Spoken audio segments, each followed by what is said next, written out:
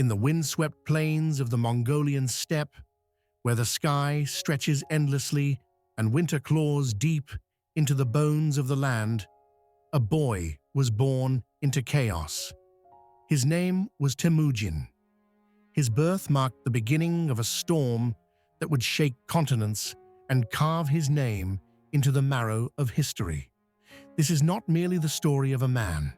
It is the genesis of a legend, a force, a revolution.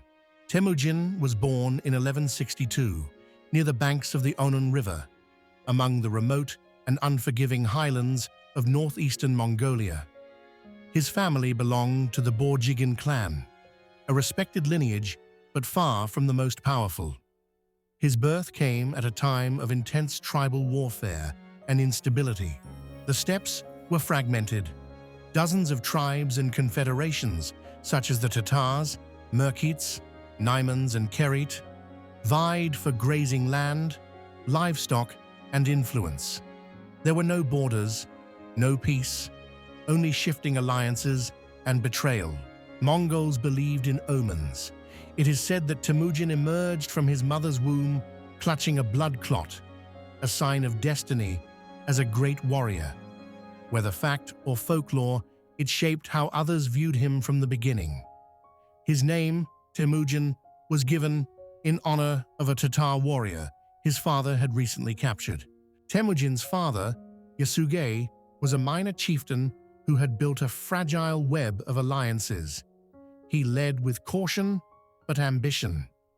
His greatest enemy was not one man, but the instability of the world he lived in. His wife, Hoelun, had been kidnapped from her first husband and absorbed into Yasuge's household, a common practice on the steppe. Despite this beginning, she raised her children with fierce loyalty and dignity. The first years of Temujin's life were spent learning to ride a horse before he could walk, to shoot a bow before he could read.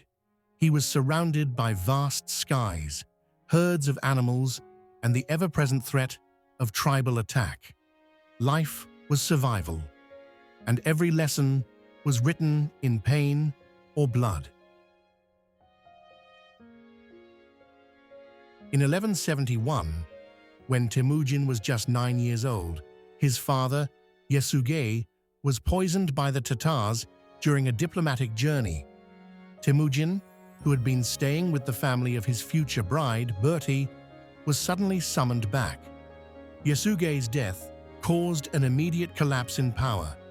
The Mongol system relied on authority maintained through personal loyalty. With the leader dead, loyalty vanished. The Borjigin allies deserted Hoelun and her children. The family was stripped of their herds, their status, and left to survive alone in the wild. Hoelun became the center of resistance. She refused to submit to fate. She taught her children to gather roots, to fish under ice, to hunt marmots, to scrape by with nothing but determination and cunning. Temujin, still a child, was made to act as protector and provider. In this brutal exile, Temujin learned the raw laws of power. He saw that nobility did not guarantee loyalty, and that blood ties were meaningless without strength to enforce them. His older half-brother Bekta began asserting dominance. In a world with too little food and too many mouths, Bekta's actions threatened the fragile unity of the family. Temujin and his full brother Kasar murdered him. It was not an act of ambition. It was survival, but it was also a defining moment. Temujin would never tolerate rivals, not even among his own blood. By the age of 15, Temujin's reputation was growing. He began gathering allies among other outcast families, but power attracts danger. Around 1177, he was captured by the Taichi Ud, a powerful Mongol clan that had once been allied with his father. They imprisoned him, bound his neck in a wooden yoke, and paraded him as a warning. Most prisoners would have been executed or enslaved, but Temujin's charisma, even in chains, worked in his favor. One night, he managed to escape with the help of a sympathetic jailer's family. They hid him, fed him, and helped him flee under cover of darkness. Temujin never forgot their names. Decades later, those who aided him were honored and rewarded with high positions. It was a lesson that defined his reign. Loyalty remembered is loyalty multiplied. His escape elevated his legend. Other tribes heard whispers. Temujin was the boy who could not be killed. The steppe had given birth to something rare, a survivor with vision. By the age of 15, Temujin's reputation was growing. He began gathering allies among other outcast families, but power attracts danger.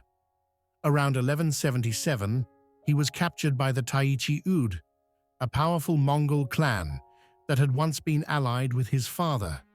They imprisoned him, bound his neck in a wooden yoke, and paraded him as a warning. Most prisoners would have been executed or enslaved, but Temujin's charisma, even in chains, worked in his favor.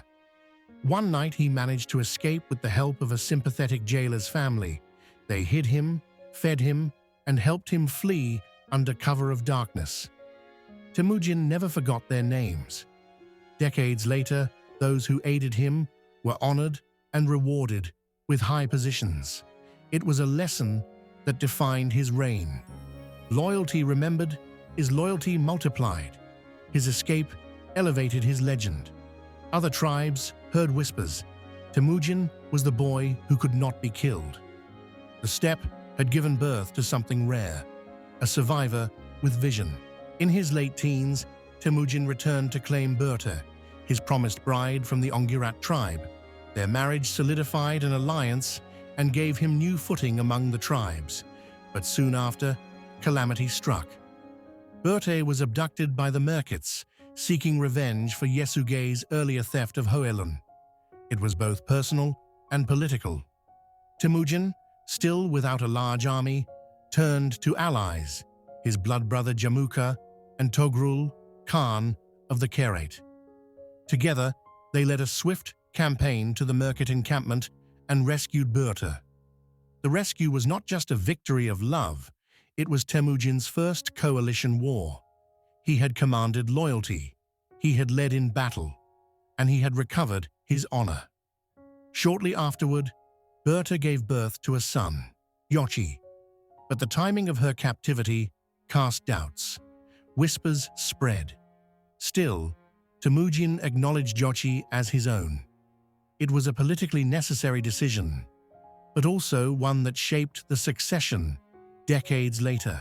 In his late teens, Temujin returned to claim Berta, his promised bride from the Ongirat tribe. Their marriage solidified an alliance and gave him new footing among the tribes. But soon after, calamity struck. Berta was abducted by the Merkits, seeking revenge for Yesugei's earlier theft of Hoelun. It was both personal and political. Temujin, still without a large army, turned to allies, his blood brother Jamuka and Togrul, Khan of the Kherate. Together, they led a swift campaign to the Merkit encampment and rescued Berta. The rescue was not just a victory of love, it was Temujin's first coalition war. He had commanded loyalty, he had led in battle, and he had recovered his honor. Shortly afterward, Berta gave birth to a son, Yochi, but the timing of her captivity cast doubts. Whispers spread. Still, Temujin acknowledged Yochi as his own. It was a politically necessary decision, but also one that shaped the succession decades later. Temujin began attracting warriors disillusioned with the traditional aristocracy. His military units were organized not by tribal origin, but by trust and ability. He implemented a strict discipline, but shared the spoils of war equally. In 1181, he declared himself an independent war leader. He offered protection to wandering families, structured law to protect the weak, and punished banditry harshly. These acts made him popular among the poor and dangerous to the elite. By 1186, He had enough support to declare himself Khan of the Mongols. He was still challenged, still seen as upstart by many nobles, but to those outside the elite, he was a liberator. Jamuka, once his sworn brother, now turned enemy. Their paths had diverged completely. Jamuka fought to restore the traditional order. Temujin fought to destroy it. In 1187, civil war broke out. Temujin's forces clashed with Jamuka's at the Battle of Dalan Baljut in 1289. Temujin's troops were outnumbered. He was defeated. Jamuka's retaliation was brutal. He executed 70 of Temujin's commanders by boiling them alive. It was a show of force meant to crush morale. But it had the opposite effect. The Mongol tribes were horrified. They began to question Jamuka's judgment. Temujin disappeared from the battlefield, but not from history. He regrouped. He formed new alliances with the Urud, Mangkut, and others. Slowly, the tide began to turn. Over the next decade, his following expanded. The defeated warrior became the people's alternative, and when he returned, it would be with fire. In the early 1200s, Temujin struck back. He defeated the Tatars in 1202, killing every adult male and incorporating the survivors into his ranks. In 1203, he broke Togrul's Kerit tribe, once an ally, now a rival. In 1204, he crushed the Naiman Confederation, his last major rival. After each conquest, he reorganized the defeated warriors into new units loyal only to him. He abolished old tribal names. Your tribe was now Mongolia. He codified the Yasa, a law system enforcing military discipline, religious tolerance, and strict justice. Theft was punishable by death. Adultery too. Loyalty was everything. In 1206, at the banks of the Onon River, the remaining Mongol tribes gathered for a massive Kurultai. There, they lifted Temujin onto a white felt carpet and declared him Genghis Khan, universal ruler of the Mongols. The world had never seen anything like it, and the world would never be the same. From orphan to emperor, from hunted child to the hammer of the steppe, Genghis Khan had done the impossible, unite the Mongols. But what he had built was not just a kingdom. It was a war machine. The thunder had rolled, the lightning was coming, and every empire from China to Europe would soon hear the gallop of his horsemen. In the year 1206, the world stood unaware of the force it was about to face. From the cold plains of Mongolia, a storm began to move, led by a man crowned not by blood, but by loyalty. Genghis Khan had forged unity from chaos. Now he would forge an empire from fear. Chapter 1. The First Strikes, 1206-1209. With the Mongol tribes united, Genghis Khan wasted no time consolidating his power. He restructured the military into strict units of tens, hundreds, and thousands, called the decimal system. Loyalty, not tribal origin, determined leadership. He formed the Keshig, his elite imperial guard, made up of both allies and former enemies. At home, he issued decrees protecting trade routes, merchants, and even declared religious freedom across his domain. He also created a relay communication system known as the Yam. Using mounted couriers and way stations, this would allow intelligence, orders, and news to move at unprecedented speed across the empire. But peace was not the purpose. The Mongol war machine needed an outlet, and Genghis had already set his eyes on the Jin dynasty in northern China. In 1209, he sent emissaries to demand submission. The Jin emperor refused. Genghis mobilized. Chapter 2. War against the Jin dynasty, 1211-1215. In 1211, the Mongol horde crossed the Great Wall. Their mobility, tactics, and intelligence networks stunned Chinese generals. They avoided direct sieges at first, cutting supply lines and sowing fear with psychological warfare. They burned crops. They redirected rivers. They used captured engineers to build siege machines. Cities fell one after another, not just to steel, but to starvation and despair. By 1213, the Mongols had split into three main columns, ravaging the Jin territories. Dozens of fortresses and towns surrendered without resistance. In 1215, Zhongdu, modern-day Beijing, fell. Its fall was catastrophic. The Mongols allowed looting for days. Entire districts burned. The Jin emperor abandoned the north, retreating behind the Yellow River. This marked Genghis Khan not just as a unifier, but as a conqueror. He returned to Mongolia, leaving generals to maintain pressure on the Jin. To ensure continued success, he appointed trusted generals to oversee the conquered territories and ensure discipline. Every village, every outpost was documented. Taxes were reorganized, and resistance was harshly punished to instill order. The Jin, despite the losses, were not completely defeated yet. They would survive for a few more years, but the psychological damage had been done. Chapter 3. Turning west, the Karakitai and beyond, 1216–1218. To the west, the Karakitai Empire had once ruled a vast region from Central Asia to parts of modern-day China, but they had grown weak. A disgraced Khitan prince, Kuchlug, had seized the throne. He persecuted Muslims and provoked revolts. This instability gave Genghis an excuse and an opportunity. In 1216, the Mongols moved in. They allied with local populations, portraying themselves as liberators. By 1218, Kuchlug was captured and executed. The Karakitai ceased to exist. Now, Genghis Khan's empire bordered the wealthy, powerful Khwarezmian Empire. He sent scouts across the Amu Darya River. They reported bustling cities, prosperous farmlands, and poorly coordinated defense. Genghis saw both a threat and a prize. The conquest of Karakitai also gave Genghis access to valuable intelligence and new technologies, including Chinese and Central Asian siege engineers.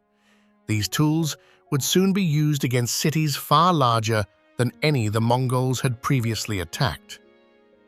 Chapter 4. The Khwarezmian Disaster, 1218–1221. Genghis Khan, ever the strategist, sought peace with the Khwarezmians. He sent a large trade caravan to initiate diplomacy. But the governor of Otrar, suspecting espionage, seized it and executed the merchants. Genghis sent 3 envoys demanding justice. The Shah of Khwarezm executed one and humiliated the others. Annoyed. It was not just an insult, exhales. Sharply, it was a declaration of war. In 1219, Genghis Khan launched one of the most devastating invasions in history. His army, estimated at over 100,000, crossed the deserts of Central Asia in multiple columns. Bukhara was the first to fall. Genghis entered the city, stood in the mosque, and declared, determined, "I am the punishment of God." The population was massacred. Samarkand followed, then Nishapur, then Merv. Resistance was met with annihilation. Cities that submitted were often spared. Cities that resisted were wiped from the map. Survivors described the Mongols as ghosts, appearing from nowhere, striking with precision, then vanishing. No fortress was too strong, no city too holy. Nothing could stop them. Entire libraries were burned, scholars were slain, art, music, architecture reduced to rubble. The empire that once rivaled Persia in grandeur was gone in a matter of months. By 1221, the Khwarezmian Empire was gone. The Shah died of illness while fleeing on a remote island in the Caspian Sea. Chapter 5. Into the Caucasus and the Western world, 1221–1223. Following the conquest, Genghis sent his generals Subutai and Jebei on a reconnaissance mission westward. Their orders: explore, disrupt, and test the powers beyond the Caspian. They defeated Georgian and Armenian forces, they crossed the Caucasus Mountains and emerged into the steppes of Eastern Europe. In 1223, they faced a coalition of Russian princes and Kipchak allies at the Battle of the Kalka River. The Mongols feigned retreat for days, lured the army into a trap, and crushed them. Thousands were slaughtered. They captured key nobles alive. Then, in a final act of psychological warfare, they executed them by suffocation beneath wooden planks while celebrating victory above. They did not stay. This was not invasion, it was a warning. The Mongols were watching. Subutai and Jebei returned with maps, knowledge of terrain, and an understanding of the political chaos plaguing the western steppes. Their campaign would inform the next generation of Mongol expansion. Chapter 6. Return to Mongolia and Empire Building, 1224–1226. Genghis Khan returned home, but he did not rest. He summoned administrators, scholars, generals. He refined the Yasa laws, enforced discipline, banned the abduction of women, ensured fair trials, and regulated military conduct. He distributed territories among his sons, Jochi, Chagatai, Ogadai, and Tului, but reminded them the empire belonged to all the Mongols, not just to dynastic heirs. The empire had become a living system. Roads were paved, censuses were conducted, trade routes were guarded, diplomats were sent abroad to distant kingdoms, from Persia to Europe. Religious leaders from all backgrounds were given protection. Genghis hosted discussions with Buddhists, Muslims, Christians, and Taoists. He valued wisdom, regardless of its origin. He also prepared for his final campaign against the Western Shia, who had defied him once more. Chapter 7. The Final Campaign and Death, 1226–1227. The Western Shia had allied with the Jin and resisted Mongol demands. Genghis launched a brutal campaign, determined to end them. Cities were leveled, the population decimated. During the campaign, Genghis Khan was injured, reportedly from a fall off his horse. Despite the worsening condition, he continued leading the campaign. His men conquered city after city. In 1227, the Western Shia capital fell. Shortly after, Genghis Khan died. The exact cause remains a mystery. Some say the empire awakens. Narrator, slow, powerful tone. In a single generation, a man without a castle, crown, or kingdom built the largest land empire in history. Genghis Khan had died, but his generals, his sons, and his vision lived on. The thunder had passed, but the fire was just beginning. End of Part 2. The Expansion. Genghis Khan was gone. But his dream lived on. His sons, his generals, and his vision would not only preserve what he built, they would stretch it even farther. The empire had no equal, and now, no restraint. Chapter 1. A World Without Genghis, 1227–1229. The death of Genghis Khan was kept secret until the Western Xia campaign was complete. Even in death, strategy mattered. His youngest son, Tului, took temporary control to maintain stability.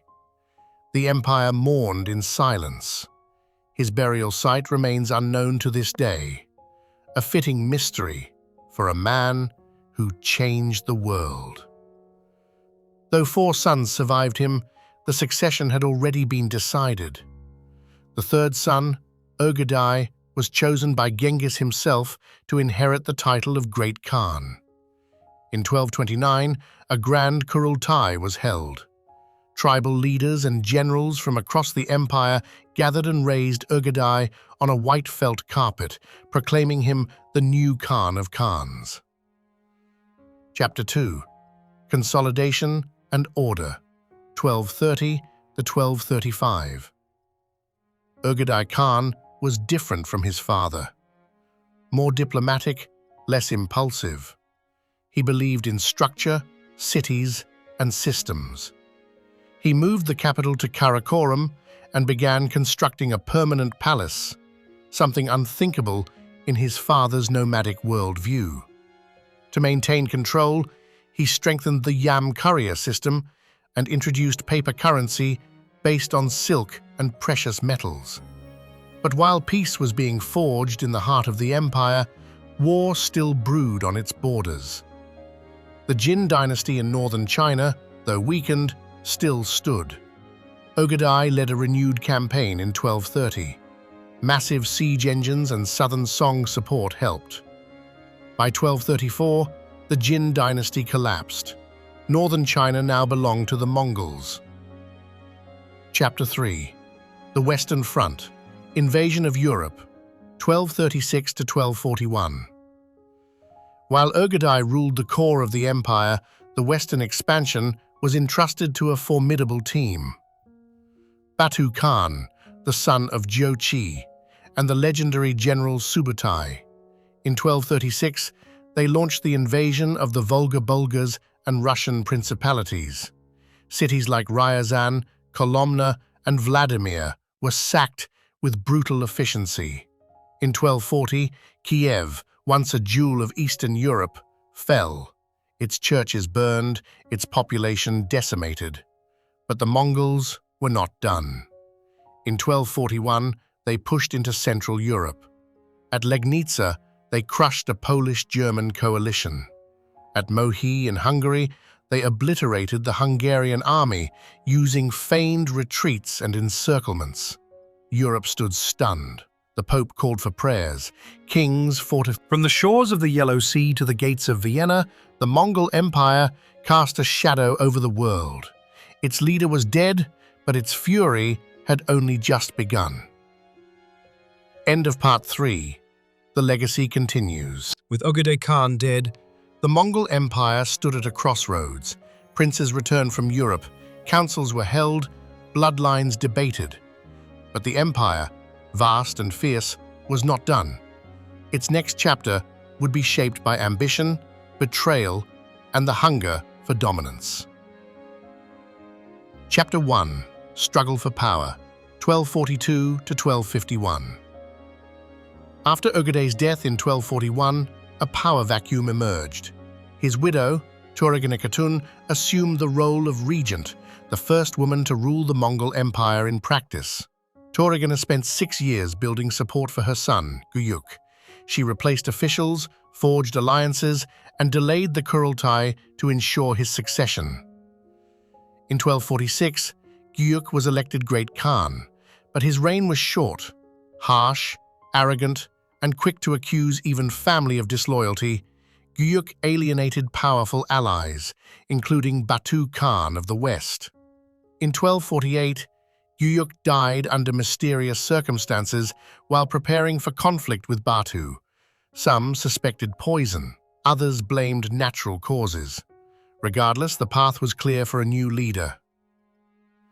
Chapter 2. Mongol Khan and a New Vision, 1251 to 1256. At a Kurultai in 1251, Mongol, son of Tolui and grandson of Genghis Khan, was chosen as the fourth Great Khan. His election was backed by Batu and marked the rise of the Toluid branch. Mongol sought to reform and expand. He purged rivals, including descendants of Ögedei and Chagatai, consolidating central power. He revived tax systems, reduced corruption, and commissioned massive surveys of population and wealth across the empire. Mongol launched simultaneous campaigns. Hulagu, his brother, was sent to the Islamic heartlands. Kublai, another brother, was tasked with conquering southern China. This dual-front strategy would push the empire to its greatest territorial reach. Chapter 3. Hulagu in the Middle East, 1256 to 1258. Hulagu led a vast army westward with one mission: destroy all who opposed Mongol rule. First came the Nizari Ismailis, known as the Assassins. Their mountain fortresses were surrounded and destroyed. Then came Baghdad. In 1258, the Mongols besieged the Abbasid capital. After 2 weeks, they breached the walls. Baghdad, center of Islamic learning for centuries, was sacked. Libraries were burned, scholars were executed, the Caliph was killed. The Tigris River, it is said, ran black with ink and red with blood. The Islamic Golden Age ended that day. Hulagu's conquest sent shockwaves through the Muslim world, but his campaign halted shortly after due to Mongol's death. Chapter 4. Kublai in China, 1253 to 1260. While Hulagu stormed the west, Kublai focused on the south. He studied Chinese customs, adopted advisors, and learned the philosophies of Confucianism and Taoism. He campaigned against the Song dynasty, testing new siege weapons and naval warfare. By 1260, large parts of Yunnan and Sichuan were under Mongol control. But just as the conquest was gaining momentum, word arrived: Mongke was dead.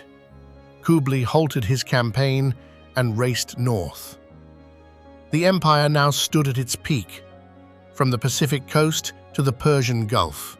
But its greatest test lay ahead. Brothers would turn on each other, and the dream of a united empire would face its most dangerous enemy yet: ambition. End of Part 4. The empire at its peak. At its height, the Mongol Empire was unmatched. But power breeds rivalry, and blood ties do not always mean loyalty. As Kublai Khan and his brother Arik Burka raced for the throne, the seeds of fragmentation began to sprout. Chapter 1. Civil War. Kublai vs. Arik Burka, 1260–1264. After Mongke Khan's death, 2 brothers claimed the right to rule. In the east, Kublai had the support of the Chinese court and most of the eastern provinces. In the north, Arik Burka had the backing of the traditional Mongol aristocracy and the capital, Karakoram. 2 Kurultais were held, 2 great Khans declared, one empire divided, civil war broke out. The conflict lasted 4 years. Cities were razed, supply lines shattered. Kublai, with superior resources and control of fertile China, gained the upper hand. In 1264, Arik Burka surrendered. Kublai emerged as the undisputed Great Khan. But the damage was done. The empire's unity was fractured, perhaps beyond repair. Chapter 2. The Yuan dynasty rises, 1264–1279. Kublai Khan shifted his focus. Instead of restoring the old nomadic model, he embraced the governance of a sedentary empire. In 1271, he formally declared the founding of the Yuan dynasty, ruling as a Chinese emperor. He moved the capital to Dadu, modern-day Beijing, and adopted Chinese institutions, rituals, and administrative systems. But many Mongol elites saw this as a betrayal of tradition. Kublai pressed forward. He resumed the conquest of the Song dynasty in southern China. The war was long and grueling, with floating bridges, siege towers, and fierce naval battles. In 1279, the last Song resistance fell at the Battle of Yamen. For the first time in centuries, all of China was under foreign rule. Chapter 3. Rebellion and Decline, 1280s. While Kublai ruled a vast empire, unity faded. The Golden Horde, the Ilkhanate, and the Chagatai Khanate increasingly acted as independent powers. Each followed their own laws, leaders, and goals. Revolts erupted in conquered territories. Tax burdens grew. Famine and floods struck China.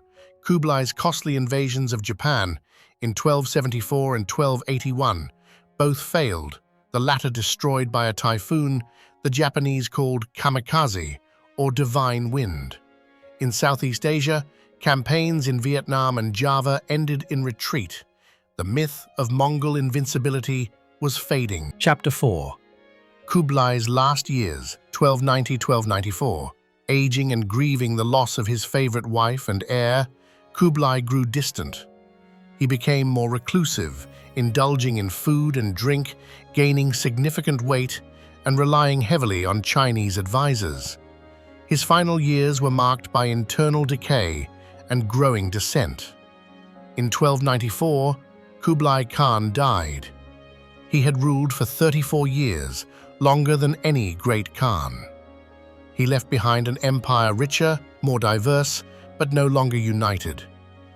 From a single yurt on the steppe to the Forbidden City, the Mongol Empire had reshaped the world. But its golden age was over. The cracks formed by ambition would soon become fault lines of collapse. End of Part 5, The Fall of Unity. Kublai Khan's death marked the end of an era. The empire that once thundered across continents was now a shadow of its former self. Fragmented, isolated, and yet its echoes still shaped the world. Chapter 1. Four Khanats, Four Paths, 1294–1300s. After 1294, the Mongol Empire was no longer a unified entity. The Golden Horde ruled over Russia and Eastern Europe, adopting Islam and blending with Turkic traditions. The Ilkhanate in Persia grew rich but unstable, torn by court intrigue and economic issues. The Chagatai Khanate in Central Asia struggled with succession disputes and religious tensions. The Yuan dynasty in China, under Kublai's successors, faced growing resentment from the Han majority and a weakening administrative grip. Each Khanate operated independently, occasionally warring with each other. The spirit of unity forged by Genghis was lost. Chapter 2. The Yuan dynasty falls, 1300s to 1368. Kublai's successors lacked his charisma and control. Corruption ran rampant. Natural disasters worsened famine. Uprisings multiplied. In 1351, the Red Turban Rebellion erupted. A mix of peasants, Buddhists, and former officials challenged Mongol rule. By 1368, the rebels seized Beijing. The Yuan court fled north to Mongolia. The Ming dynasty rose, ending nearly a century of Mongol rule in China. The Yuan, now reduced to the northern Yuan, lingered for decades but never recovered its former power. Chapter 3. The Fall of the Ilkhanate and Chaos in the West, 1335 to 4 in tow. The Ilkhanate collapsed in 1335 after the death of Abu Sa'id. Without a strong successor, the region fragmented into petty states and local dynasties. Persia entered a period of anarchy.